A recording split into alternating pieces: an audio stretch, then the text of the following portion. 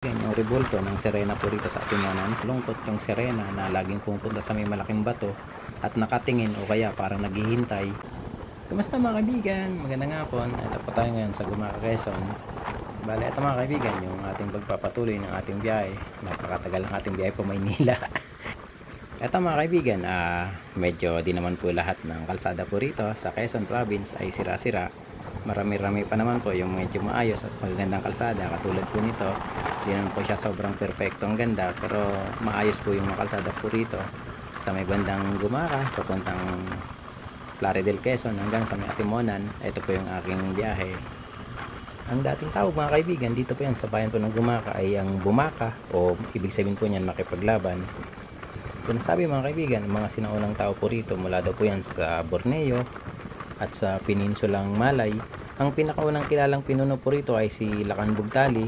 Ang kanyang nasasakupan mga kaibigan ay umaabot daw po yan sa mga rehiyon malapit sa Gusuan, na ngayon po ay tinatawag na po yan na Lamon Bay. Tapos mula naman po sa Gamaw papunta sa Hilaga, patungo po yan sa isla sa kabilang Ibayo, na ngayon po tinatawag na po yan na Alabat, Quezon.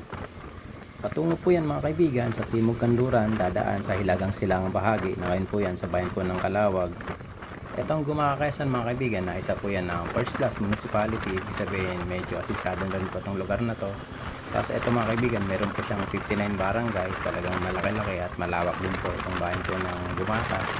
Isa pa mga kaibigan sa talagang nagpasikat lalo po rito sa bayan po ng Gumaca ay nang magkaroon ng napakaganda medyo delikado na bypass road.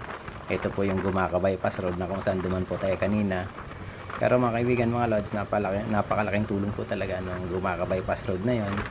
Pero syempre napakadelikado po sa mga mabibigat yung mga karga, katulad po ng mga mabibigat na may kargang trucks at iba pa pong mga bus na hindi po kinakaya. Pero yun po kasi talaga yung maganda po sanang daanan para hindi na po makadaan sa pinakasentro ng Gumaca na medyo nagta-traffic na rin po dito. Noon daw po mga kaibigan na 1574, dumating daw po yung mga Espanyol dito sa pamumuno po yan ni Father Diego Oropesa. Itinatag po nila yung mga barangay na mayroon pong kanya-kanyang pamahalaan. Mula 1574 hanggang 1670, ang bayan po ng Gumaca, pinamunuan po yan mga prailing Espanyol. At mula 1671 hanggang 1893, ang bayan po ay pinamunuan po yan mga Espanyol at Pilipinong Gobernador Silio. Ito mga kaibigan, napakaganda na po rito sa parting ito ng Gumaca kasi ito na po yung kanilang seaside. Napakarami po rito humihinto ng mga riders, tapos mga truck drivers, mga biyahero din na malalayo, mga long travelers, kasi napakaganda po rito magpahinga sa napakalawak na ganda na po ng dagat. Tapos yung mga kainan po rito sa kaliwa, kaya talagang ito po yung isa sa pinakamagandang stopoveran ng mga biyahero. Dito rin ako mga kaibigan, humihinto kapag ako'y bumabiyahe. Pero ngayon, kakahinto ko pa lang din kasi kanina sa may Gumaca bypass. Kaya doon ako hihinto sa may parte na po ng Pagbilao na siguro. Etong lugar na to mga kaibigan na sinasabi na bawal daw po yan dyan mangisda kasi pinangangalagaan po yan. Isa po yan sa protected area ng dagat po rito na bawal mangisda. Di ko po alam kung bawal din dyan maligo. Pero malamang bawal din po yan kasi bawal nga po mangisda. Eto na mga kaibigan, papasok na po tayo ng papuntang Plaridel, Quezon. Ito po yung inyong makikita na maganda po na bagong marker po ng isda na Gumaca. Welcome to Gumaca. Pero ito mga lads mga kaibigan, nasasakop na po ito ng Plaridel, Quezon. Etong Plaridel, Quezon mga kaibigan, hindi naman po siya ganun kalakihan. Kung tutuusin, parang mayroon lamang po siya na 9 barangays. Tapos isa po siguro to sa pinakamaliit na bayan dito po yan sa atin sa Pilipinas. Dito mga kaibigan, maayos naman po yung mga kalsada po rito sa parting ito po ng Plaridel, Quezon. Halos 4 lanes din po yan. Kaya medyo makatakbo na po tayo rito ng medyo maayos. Pero wag naman po tayo masyadong mabilis. Mag-ingat lang po talaga kasi marami rin pong mga nakatira po rito sa paligid. Ito mga kaibigan, papasok naman po tayo sa bayan po ng Atimonan.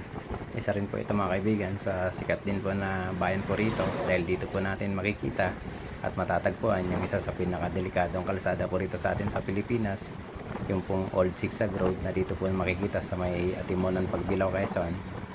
Etong Atimonan, Quezon mga kaibigan, mayroon po itong tatlong pinapaniwalaang version kung saan po nagmula yung kanya pong bayan. Una mga kaibigan, sinasabi na yung salitang atimonan, nagmula daw po yan sa salitang atin muna, na ibig sabihin yung pagtangkilik sa lugar bilang kanilang sarili. At ang isa naman mga kaibigan, sinasabi na nagmula daw po yan sa isang halaman o prutas na ang pangalan po ay atimon, na napakarami raw po rito noon. Pero mga kaibigan, sinasabi nila na yung atimon, isa daw po yung uring prutas na milon, na sobrang marami daw po rito nung panahon na yon. Kaya doon daw po nagumpisa yung pangalan po ng atimonan. Mula daw po yan sa prutas na atimon, na isang uri ng milon. Dito po yan matatagpuan dati. Pero mga kaibigan, ito yung pinakahuli at pangatlong version na kanilang pinapaniwalaan, na dito po nag-umpisa yung pangalan po ng atimonan. Sa nagtatag daw po nito na si Simeon ng Mangaba, noon daw pong 1608, tinayo po niya o itinatag itong Atimonan, Quezon. Nakilala rin po siya sa tawag na Atimonang ng mga lokal po rito. Pero mga kaibigan, formal na naitatag itong bayan po ng Atimonan noong 1637. Etong Atimonan, Quezon mga kaibigan, meron po itong 42 barangays. Medyo malaki-laki rin po talaga itong Atimonan, Quezon. At dito mga kaibigan, sa may Atimonan, Quezon, may makita po kayo rito kapag babiyahe po kayo na isang malaking bato, na sinasabi mga kaibigan na yung bato na yon, isa daw po yung tanda dati, kasi marami raw po rito na minahan ng mga ginto. Kumbaga yun ang tanda na kung saan meron pong mga ginto ng mga panahon na yon. Itinayo daw po yun o inilagay daw po yun ng mga Hapon ng panahon na yon. Ito mga kaibigan, na kalsada na to, itong palikot na to, napakadelikado to dati. Noong bumabiyahe pa kami rito, no, na hindi pa po to pinapalawak, na ginawang 4 lanes. Kasi ngayon mga kaibigan, ito 4 lanes na po ang kalsada na to. Dati 2 lanes lang po yan, napakadelikado ng paliko na yon. Pero ngayon, hindi na po ganun katindi na kadelikado. At napakatuwid din ng kalsada na to rito sa may Atimonan. Halos mahigit 1 kilometro din po yata itong tuwid na to ng kalsada po rito sa Quezon, sa Atimonan. Kaya isa rin po ito sa medyo magandang daan at magandang takbuhan. Pero syempre ingat lang po talaga, kasi marami rin po rito mga tumatawid. Nakita niyo na ba mga kaibigan yung rebulto ng sirena po rito sa Atimonan? Makikita at madadaanan po natin yan mamaya. Dun po yan sa medyo malapit po yan sa pier ng Atimonan. Pero ito mga kaibigan, yung kwento po ng sirena, dito po yan sa rebulto ng sirena po rito sa Atimonan. Sinasabi mga kaibigan na noon daw pong panahon, meron daw pong isang grupo ng mga mangingisda na pumalaot. Tapos pagdating po nila sa laot, may biglang dumating na malakas na bagyo, at talaga naman pong sobrang nag-alala yung kanilang mga pamilya. Pero sa isang milagro o kabutihang palad, nakabalik daw po ng maayos at ligtas yung mga mangingisda na yon, maliban lamang sa isang mangingisda na hindi po nakawi. Sinasabi mga kaibigan na ilang linggo rin pong nawala yung mangingisda na yon at hindi na nakabalik. Pero isang araw, nakita na lang po nila na bumalik na po yung mangingisda, na maayos at ligtas po yung kanyang kalagayan. At sinabi po niya na niligtas daw po siya ng sirena. Pero marami po yung mga hindi naniwala po sa kanya. Ayon daw po mga kaibigan, sa kwento ng lalaki, binigyan daw po siya ng gintong supply na kanya pong ihipan kapag gusto niya pong makipagkita po rito, kapag pupunta po siya sa dalampasigan o kaya sa dagat. Yun po yung ginagamit niya para matawag po niya yung sirena. Pero mga kaibigan, may isang pangyayari daw po rito. May isa rin pong masamang nangyari po rito sa lugar na yun dati, na sinasabi na nilusob ng mga morong pirata yung lugar na to. Kaya kumbaga pinaniwalaan na yung lalaking yun na mangingisda ay namatay daw po yun sa pagsalakay ng mga moro, kasi nawala daw po yun. Pero may iba naman pong version na sinasabi na umalis na daw po rito at ng ibang bayan yung lalaking yun. At yung isang version naman sinasabi na sumama daw po sa sirena, kaya di na po nakita yung lalaking yun ng pangyayaring yun na lumusob yung mga moro. Kaya ayun mga kaibigan, sa kwento, makalipas daw po yung mga ilang taon, may mga nakikita po sila rito na isang babae na nakaupo sa malaking bato, at kanila pong lalapitan, bigla na lang po itong nawawala o kaya tumatalon sa dagat, kaya di na po nila makita. At sinasabi na pinapaniwalaan nila na yung kinukwento ng lalaki na isang sirena, pinapaniwala na yun po yung nagpapakita na malungkot, tapos nakatingin dito sa kabundukan ng Atimonan. Kaya sa kalaunan mga kaibigan, pinagawan po nila ng rebulto yung sirena na yon.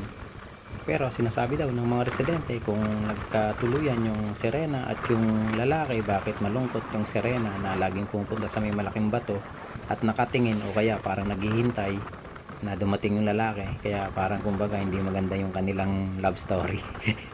At may isang pangyari pa mga kaibigan daw na nangyari daw po rito noon, na mayroon daw pong isang tao na galit sa mundo, at lalong lalo na sa pag-ibig.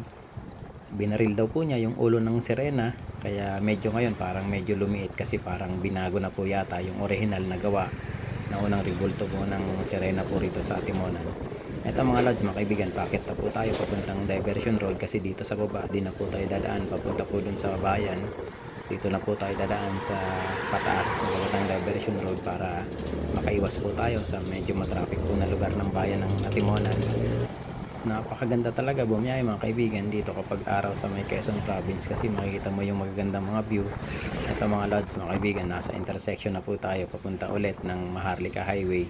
Dito may gasolinahan sa sa kanan po natin, tapos sa unahan meron po ritong kainan na Jollibee. Nakatry na rin pa ako dyan huminto noon, pero ngayon di na ako hinto kasi busog pa ako. Napakasarap mga kaibigan mag long ride, lalo na minsan kapag solo ride ka kasi wala kang iniisip kung gusto mong huminto, kung gusto mong magpatuloy sa biyahe. Sarili mo lamang po yung inyong tinitingnan kung kakayanin pa ng katawan nyo at ng gas nyo. Kaya ito mga lods, mga kaibigan, napakasarap po talaga mag long rides po rito, lalo na kapag araw. Ito mga kaibigan, yung sa kanan po natin, napakaganda po niyan kapag natapos na kalsadang to. Bali, ito po yung dadaanan po natin mula po rito sa Atimonan papuntang Mauban hanggang sa may Tayaba City.